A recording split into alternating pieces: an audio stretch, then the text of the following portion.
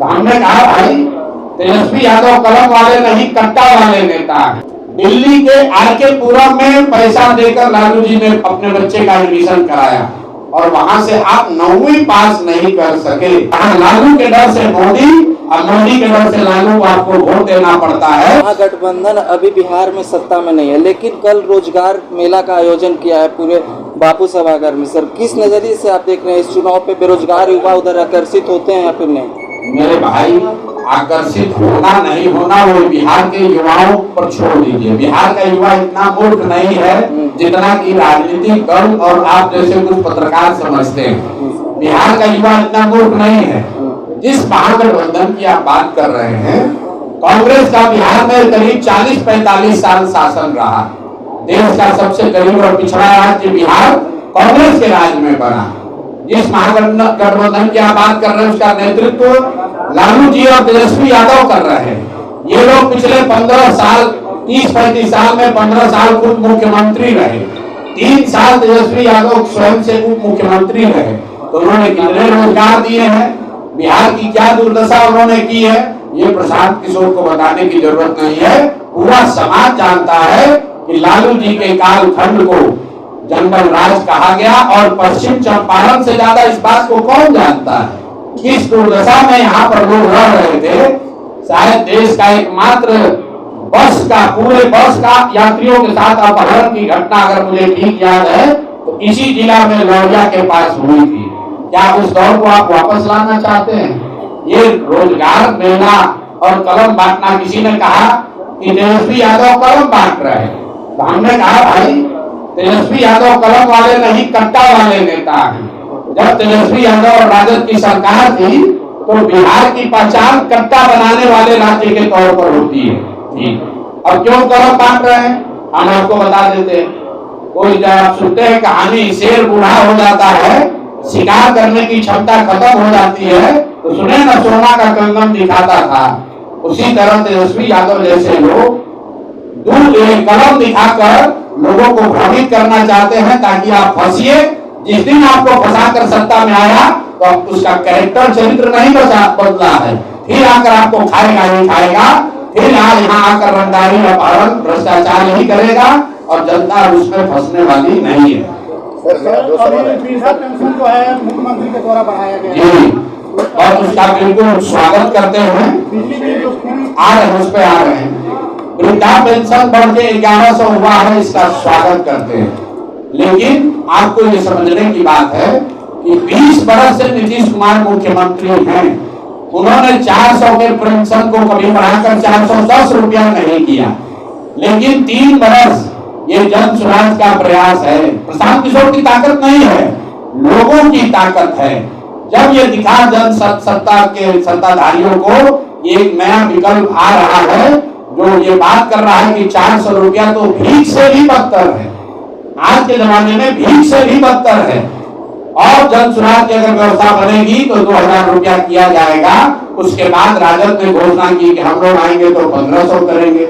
और नीतीश कुमार और एनडीए की सरकार इतना घबराई है, भाजपाई और जदयू, इन्होंने घबराहट में 1100 किया है। लेकिन ये बहुत अच्छी बात है। श्रेय किसी को मिले, लोगों का फायदा होना चाहिए। हम लोगों के लिए सबसे बड़ी बात क्या है? बिना कोई एक चुनाव लड़े हुए बिहार के लाखों लोगों का पेंशन अगर हम लोग बढ़ा के 400 से 1100 कर दिए, यही तो राजनीति है। हम लोग रोज बताते हैं कि हमारे लिए राजनीति सिर्फ एमएलए एमपी बनना नहीं है। हम लोग यहाँ पर चुनाव लड़ने जीतने सिर्फ नहीं आए हैं। चुनाव राजनीति का एक छोटा पहलू है। राजनीति समाज की आवाज बनना भी है। राजनीति जो समाज में दबा कुचला है उसके हाथ पकड़ना भी है। राजनीति उन व्यक्तियों की मदद करना भी है जिनको समाज ने पीछे छोड़ दिया है। तो प्रशांत किशोर को एमएलए नहीं बनने की जरूरत है। और यही बात तो हम लोग गाँव बता रहे हैं कि बिहार का सुधार जन सुराज के आने से नहीं होगा। बिहार का सुधार उस दिन होगा जिस दिन बिहार के लोगों की राजनीतिक बंधुआ मजदूरी खत्म होगी। जहां लालू के डर से मोदी और मोदी के डर से लालू को आपको वोट देना पड़ता है। जिस दिन वो बंधुआ मजदूरी खत्म हुई कि बिहार में सुधार होगा ही होगा। हमने मन से कहा, आपको भी कह देते हैं, जन सुराज आ जाएगा तो कोई गारंटी नहीं है कि जन सुराज का सब आदमी अच्छा ही होगा। अगर जनसुराज का आदमी भी आता है उसके भी मन में ये डर होना चाहिए कि अगर हम जनता का काम नहीं करेंगे, जनता हमको हटा देगी, तभी बिहार की तरक्की होगी। हमने आगे बढ़कर कहा कि अगर जनसुराज से भी किसी गलत व्यक्ति को टिकट मिल जाए उसको भी आप लोग वोट मत दीजिए। हर हालत में बिहार में अच्छे आदमी जीतने चाहिए, अच्छे नेता जीतना चाहिए। जनसुराज जीते या न जीते, जिस दल से भी अच्छा आदमी खड़ा है उसकी आप लोग मदद कीजिए, उसको जिताइए। जनसुराज से अगर अच्छा कैंडिडेट नहीं है तो उसको भी हराइए। ये ताकत सिर्फ जनसुराज की है। हम लोग ये बात कह रहे हैं कि अगर जनसुराज का कैंडिडेट अच्छा नहीं है, उससे बढ़िया कोई आदमी खड़ा है, आप लोग उसको वोट दीजिए। हर हालत में बिहार जीतना चाहिए। जनसुराज जीते या न जीते, बिहार जीतना चाहिए। और बिहार तब जीतेगा जब आप और हम अच्छे प्रतिनिधियों का चुनाव करेंगे। सर, चंपारण मेरा समय रिपु मिश्रा दो सवाल का जवाब चाहता हूँ। है सर? क्या? मैं चंपारण मेरा से रिपु कुमार मिश्रा दो सवाल का जवाब चाहता हूँ। आप कहते हैं तेजस्वी यादव 9वीं फेल है, उनको मुख्यमंत्री बनने की काबिलियत उनमें नहीं है। दूसरी बात मैंने नहीं कही, ये आपका शब्द है। कुछ बुद्धिजीवियों से मेरी बात हुई, उन्होंने कहा कि विधानसभा में विधि का निर्माण होता है, वहाँ किसी IAS, IPS, किसी कलाकार, इंजीनियर, यूट्यूबर्स की जरूरत नहीं है, वहाँ विधि ग्रेजुएट लोगों की जरूरत है। बेहतर विधि का निर्माण होना चाहिए। देखिए ऐसा है, आप तो पहले इस बात को समझ ही नहीं रहे हैं कि 9वां पास होने और नहीं होने की बात क्यों कही जा रही है। मैं रोज कहता हूँ कि फॉर्मल एजुकेशन और डिग्री से आदमी बुद्धिमान नहीं होता है। बहुत पढ़ा लिखा व्यक्ति भी बेवकूफ हो सकता है और बहुत कम पढ़े लिखे व्यक्ति भी समझदार हो सकते हैं। हम लोग गांव देहात में सुनते हैं, हम लोग कहते हैं हमारी दादी पढ़ी लिखी नहीं थी लेकिन बहुत समझदार थी। हम लोग ये भी कहते हैं, सुनते हैं कि हमारा लड़का बहुत पढ़ा लिखा है लेकिन उसकी समझदारी अभी नहीं डेवलप हुई है। फिर हम तेजस्वी यादव की बात क्यों करते हैं 9वीं फेल की? वो इसलिए करते हैं कि आप ये समझिए कि कई बार परिस्थिति बस आर्थिक सामाजिक स्थिति की वजह से आपको या आपके पूर्वजों को पढ़ने का अवसर नहीं मिला। ये संभव है कि आपको पढ़ने का अवसर नहीं मिला, इसलिए आप फॉर्मल एजुकेशन नहीं कर पाए। लेकिन आप जब मुख्यमंत्री के लड़के हैं, माँ बाप दोनों मुख्यमंत्री हैं, आपका एडमिशन किसी बहरिया और लौरिया के सरकारी स्कूल में नहीं, दिल्ली के RK पुरम में पैसा देकर लालू जी ने अपने बच्चे का एडमिशन कराया और वहां से आप 9वीं पास नहीं कर सके, तो ये दिखाता है कि आप विद्यार्थी के तौर पर कितने सजग थे। कुछ लोगों का ये कहना है, तेजस्वी जी ने ये कहा कि भाई हम तो क्रिकेट खेलते थे, तो चलिए उन्हीं की बात मान लीजिए।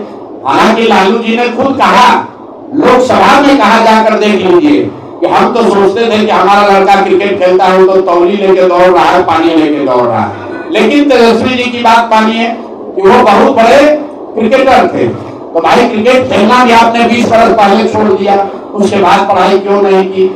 आप और हम गांव में जाते हैं, हमको महिलाएं आपको भी मिली होगी, मैं पूछता हूँ दीदी कितना पढ़े हैं, तो महिला बताती है कि हमने ग्रेजुएट किया है। मैं अगर आप पूछिएगा कि ग्रेजुएशन कैसे किए तो बताएगी कि भैया ऐसा है ना, हमारे बाबूजी खाली 8वीं तक पढ़ाए क्योंकि हमारे गांव में माध्यमिक विद्यालय नहीं था, लेकिन शादी होने के बाद मेरे पति ने मुझे पढ़ाया, फिर मैंने मैट्रिक किया, लेकिन फिर बाल बच्चा हो गया ना तो हमारा पढ़ाई छूट गया। फिर 10 बजे जब बाल बच्चा बड़ा हुआ तो कॉरेस्पॉन्डेंस में भैया हमने नाम लिखाया क्योंकि हमारे मन में था कि हमको ग्रेजुएट करना है। ये क्या दिखाता है? ये उस महिला का शिक्षा के प्रति सम्मान दिखाता है। ये दिखाता है वो जानती है कि बिना सरस्वती के कृपा के जीवन में कुछ हासिल नहीं हो सकता है। और जब आप 9वीं फेल है, बाप और माँ आपके मुख्यमंत्री हैं और आपने जीवन में पढ़ने का प्रयास नहीं किया, ये दिखाता है कि शिक्षा के प्रति आपकी सोच क्या है, आपका नजरिया क्या है। और वो बिहार के जैसे राज्य के लिए घातक है, क्योंकि बिहार का अगर तरक्की होना है, अगर बिहार को इसका गौरवशाली इतिहास वापस आना है तो ध्यान रखिए, बिहार कभी सीमेंट फैक्ट्री बनाने का केंद्र नहीं बन सकता है, बिहार छड़ बनाकर ज्ञान की भूमि नहीं बन सकता है। बिहार का गौरवशाली इतिहास तभी वापस आएगा जब फिर से यहाँ इसको ज्ञान की भूमि बनाई जाएगी। यहाँ बुद्ध को ज्ञान मिला, यहाँ राम